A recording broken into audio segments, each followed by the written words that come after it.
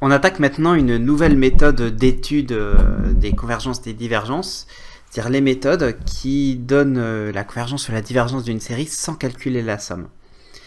Alors quand est-ce qu'on les reconnaît celles-là? C'est quand par exemple on va demander, montrer que la série converge, mais qu'on ne demande pas la somme de la série. Et surtout quand tu regardes les questions d'après, parce que c'est toujours bien de regarder les questions d'après dans un sujet, tu vois qu'on te demande le calcul de la somme. Donc ça t'indiquera que ça va être une des méthodes qu'on va voir dans cette vidéo et les prochaines vidéos. Donc première méthode, celle que beaucoup de professeurs appellent la divergence triviale, hein, c'est-à-dire la série qui diverge car la limite du terme général ne tend pas vers 0. Moi j'éviterai le terme trivialement divergente, même si des profs l'écrivent, parce que tu es un élève de prépa HEC, tu n'es pas un prof agrégé qui peut se permettre de traiter avec arrogance certaines démonstrations faciles.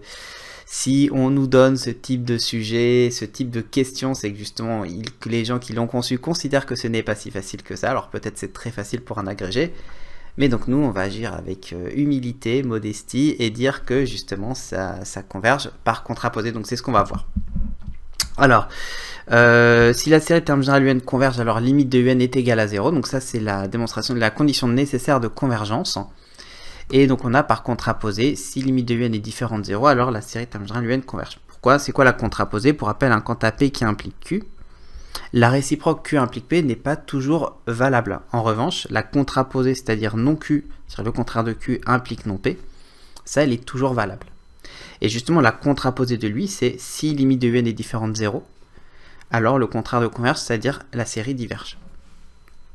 Petite remarque, si tu as limite de UN qui est égale à 0, la série peut quand même diverger. Donc c'est si elle converge, alors la limite de UN vaut 0, mais si la limite vaut 0, la réciproque n'est pas vraie ici. Un exemple très simple, 1 sur n, et effectivement UN égale 1 sur n, cette série-là, la série de termes généraux 1 sur n, diverge. Alors pourquoi si la série de termes généraux UN converge, alors la limite de UN égale à 0? On va voir d'abord la démonstration, puis après on verra un exemple, avec un exercice. Donc si on a eu une suite de réels de termes généraux UN qui convergent de somme S. Si on fait démarrer la suite à n0, je pose Sn la suite des sommes partielles et je vais prendre un n qui appartient à d'étoiles, donc un n plus grand que n0 plus 1. Et je vais essayer d'écrire, comme mon but c'est d'avoir la limite de UN, j'essaie d'écrire UN en fonction de ce dont je connais quelque chose, c'est-à-dire la suite des sommes partielles, puisque je sais que ces suites de sommes partielles convergent vers un réel S. Et bien UN en fait c'est qui? C'est la somme jusqu'à n moins la somme jusqu'à n moins 1. Et cette somme jusqu'à n c'est Sn, et cette somme jusqu'à n moins 1 c'est Sn moins 1. Donc UN a une limite, si et seulement si cette suite a une limite. Or la limite de Sn et la limite de Sn moins 1, c'est les mêmes, c'est S. Donc ça veut dire que par somme, la suite UN converge, et la limite c'est limite de Sn moins limite de Sn moins 1. Donc S moins S égale 0. Donc si la série de termes généraux UN converge, alors limite de UN est égale à 0. Maintenant un exercice pour appliquer ça. Donc je veux montrer pour tout x qui appartient à R- que cette série-là diverge. Donc je regarde le terme général. Alors petite astuce, quand tu as un n au dénominateur ou au numérateur avec qui a puissance quelque chose, essaie de mettre toujours dans la position où la puissance est positive. Ça permet de mieux visualiser. Et ici je vois que x appartient à R-, donc le n sur puissance x, c'est n puissance un truc négatif. En le mettant au numérateur, j'ai un moins x qui est positif. Ça va être mieux pour la suite. Et je vois que finalement, mon moins 1 puissance n plus 1 fois n puissance moins x, j'ai deux façons de le regarder. Est-ce que si le x est égal à 0, le n puissance moins x disparaît. Alors que si le x il est strictement négatif, là le n puissance moins x existe, et donc ça ferait quelque chose qui tendrait vers plus l'infini. Donc comme j'ai deux cas différents, je fais une disjonction de cas. Premier cas, x égale 0. Donc ce moins 1 puissance n plus 1 sur n puissance 0, ça devient moins 1 puissance n plus 1. Cette suite-là ne converge pas vers 0. Donc par contraposé, j'ai la série qui diverge. Maintenant, deuxième cas, x est négatif. Donc cette fois, moins x est strictement positif. Donc j'ai la limite de n puissance moins x qui vaut moins l'infini. Et là, je me retrouve avec moins 1 puissance n fois n puissance moins x. Et là, pareil, je peux dire que la suite ne converge pas vers 0. Alors, Pourquoi je pouvais pas le dire avant? Parce que effectivement, si j'ai, je pourrais dire, est-ce que je suis obligé de donner la limite qui est plus l'infini? Oui, parce qu'imaginons que j'avais x qui était strictement positif. Si j'ai moins 1 puissance n plus 1 sur n puissance 5 par exemple, parce que c'est jusqu'où la x aurait été égal à 5. Comment je peux l'écrire celui-là? Je peux partir de moins 1 puissance n plus 1 qui est compris entre 1 et moins 1. Dire que je multiplie par 1 sur n puissance 5 qui est strictement positif. Ça me fait moins 1 puissance n plus 1 sur n puissance 5 plus petit que 1 sur n puissance 5 et plus grand que moins 1 sur n puissance 5.